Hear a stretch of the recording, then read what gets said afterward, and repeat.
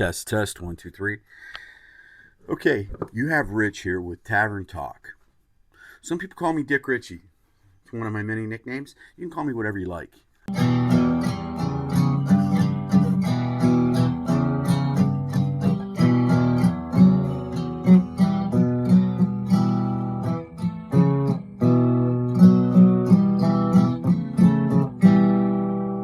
Don't call me Dick. I can tell when you're calling me my name or when you're just calling me a dick. I can tell. Now, I've accepted the fact that I'm probably a dick. Just the way it is.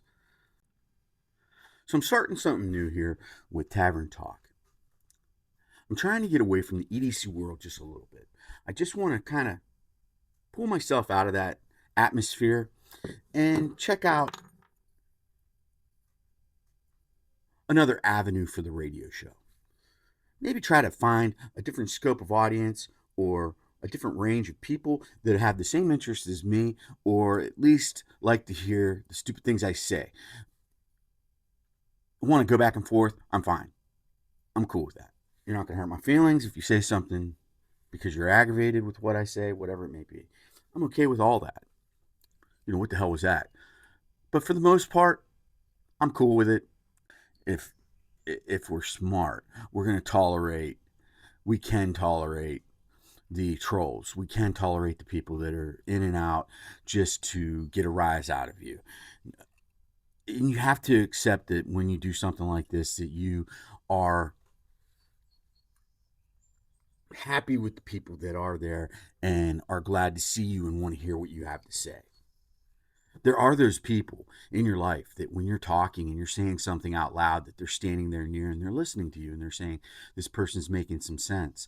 Or maybe this person isn't making a ton of sense, but I know where they're going with it. I've been there before.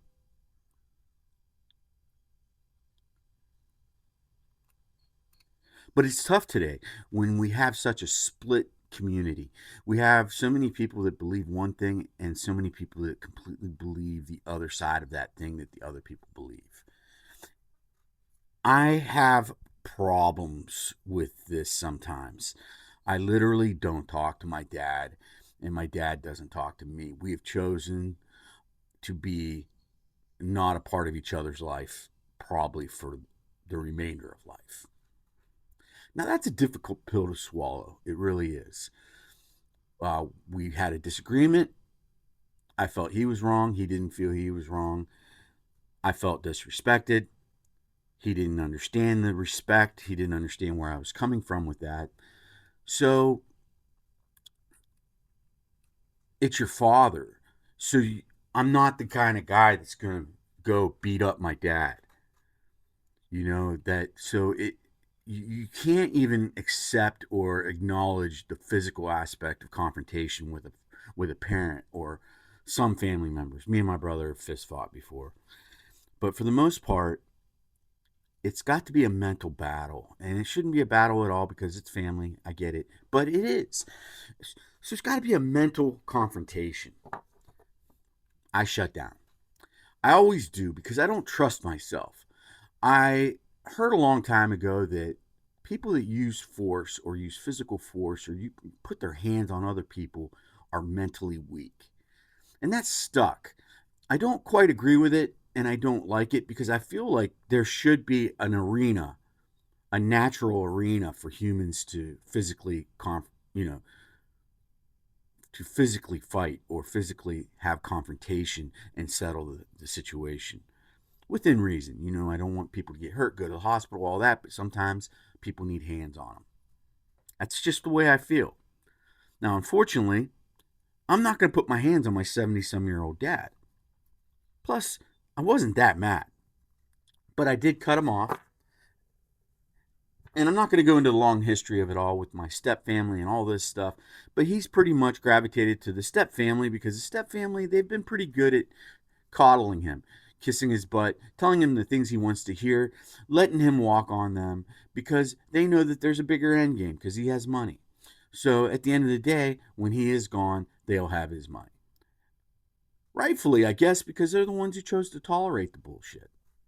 Me, never. Never been that person, never will be that person. There's not a dollar on this earth worth swallowing that huge, awful tasting pill. Greed will never make me succumb to my principles. It will never bring me to my knees. Greed will never do that. Greed's a tough thing. I think a lot of people suffer from greed, and it's natural. Sometimes it's passed down from their parents because their parents had very little in life, so were they became greedy potentially. Now you have a child raised in that atmosphere, and now the child's kind of like, "Hey, what's mine's mine. I'm going to take it. I'm going to keep it. I want it. I want more." I get it. I wasn't raised in that type of household, and good or bad, it the good one of the goods is I'm not really a greedy guy. Now, hey, I work hard for my money, and the $20 in my pocket right now that I earned last week, and if some jackass said, "Give me $20 because I need it," I'd be like, "No, you're not getting my hard earned money. That you haven't done anything to prove yourself to me to get my money." So I'm pretty stingy when it comes to that, just because it's like, go get your own, you know, or prove to me that you're willing to or you can. But for our first conversation on Tavern Talk, we're going to kind of just talk about the human condition, nature, and you're going to understand that, hey, I'm human. I'm not a great guy. I'm just a regular guy. I'm not a bad guy. I'm not a super good guy. I'm just a regular guy. And I have my things, and I get angry at people, or people get angry at me. I say things that people don't agree with or don't like. I'm a conservative. I'm not really a Republican. I don't think the Republican Party is looking out for the best interest of our future as Americans, and definitely the Democrat Party is very, very, very corrupt and strange. Their views are extremely strange to me. So I'll be talking about some of that as well. But to talk about greed, it gets me over to right now watching the WNBA. I'm watching the WNBA consume itself before it's even become something consumable. It's kind of funny because right now they're complaining about the fact that, of course, Caitlin Clark is going to Indianapolis Fever. She's going to be getting a salary of $76,000. Now the woman has already made approximately $3 to $4 million, maybe up to $5 million in NIL college pay. So she's doing very well. On top of the fact that she is the most popular female figure in sports as we speak. Most of America can probably name her by her looks, who she is and what she does. And she's going to always make a lot of money due to the fact that now she is a face of our community. She is definitely saying the right things, doing the right things. She's putting points on the board. She's assisting. She's doing all kinds of great stuff in basketball that really, to me, makes me think that there is a chance for the WNBA. And it almost looks like the WNBA, the W, might actually start doing stuff that is marketable. Might actually start having their players do marketable things. I watch Outkick. I watch Pat McAfee show. I watch some sports games. I'm just back into it. I got out of it for a while because the politics were getting too heavy in sports, and I had enough of just politics, let alone politics in my sports. So now that I've slowly drifted back, I watched Dan Dockich, and I liked what he had to say the other day about what's her name, Reese, the girl basketball player from LSU. I think she's going to spice up the league.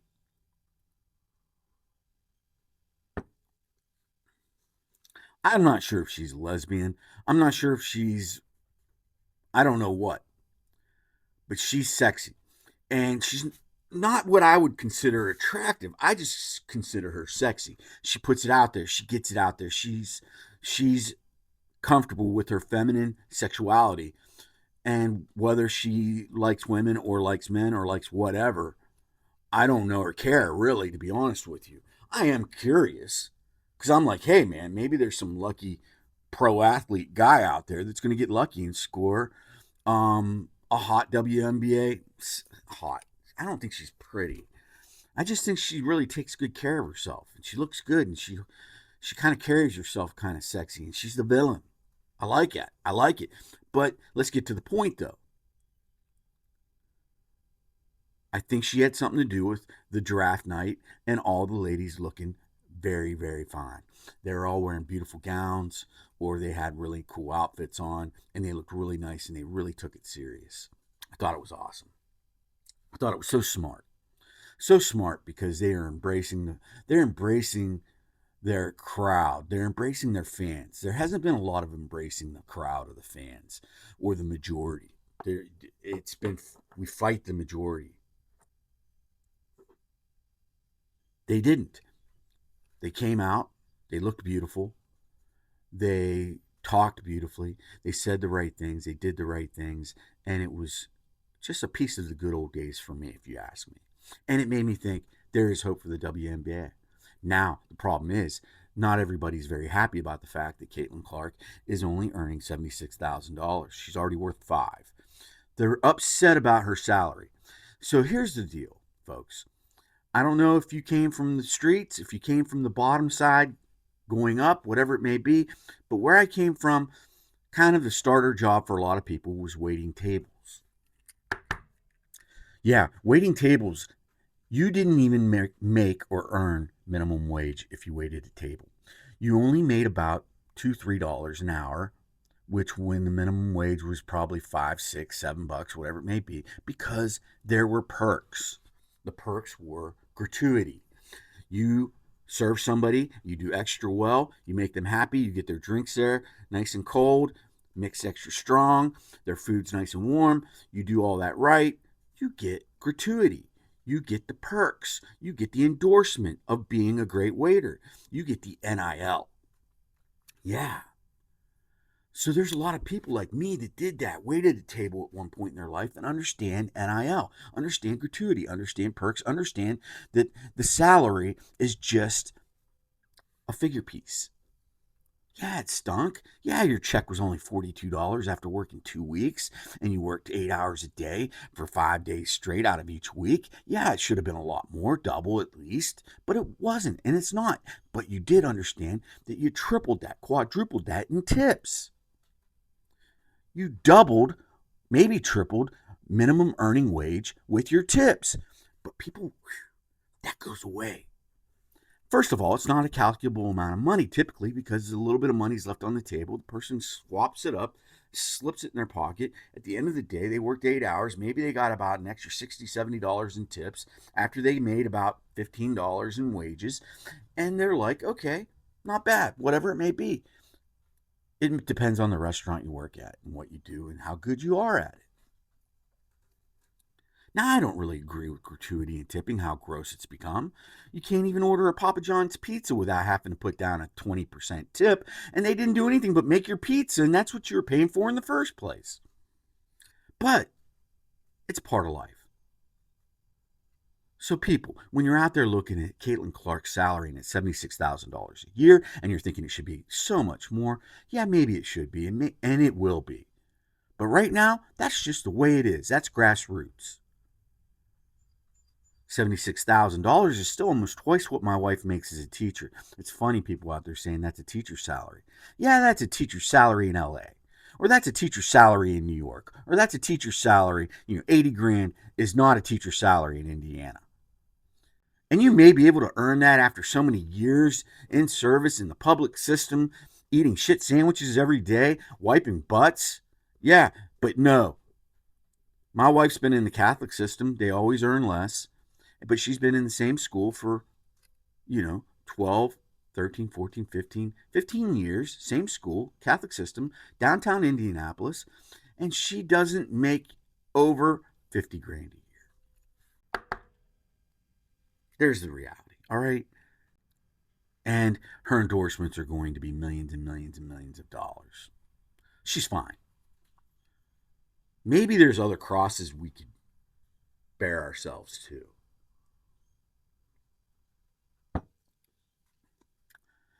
But there's that greed. There's that it should be. You know, we're used to CEOs making millions and millions of dollars while the people down on the production line are working their fingers to the bone and blood while sweat drips down into the wounds. And some guy up in the high tower making $6, $7 million sitting at a desk not doing a damn thing. Nothing. That's just life, guys. It's the way it is. If you don't like it, get out, change it, do something. Do something about it. You can do something about it. But there's always a bigger picture, especially when it comes to greed. And I think we should all take a closer look before we say something about somebody's salary, what they earn, how hard they may seem to work, the ideas that they have to put into what they do, their skill set, the things that they do, their talent. All these different things are variables that come to certain occupations, and it's just the way it goes. And basketball, women's basketball, is going to be low salary, high NIL, and I say NIL, high endorsements, high gratuity. For now. But we got to remember, WNBA hasn't made a profit in 26, 27, 28 years in its existence, whatever it's been, 27 years. It hasn't made a profit yet.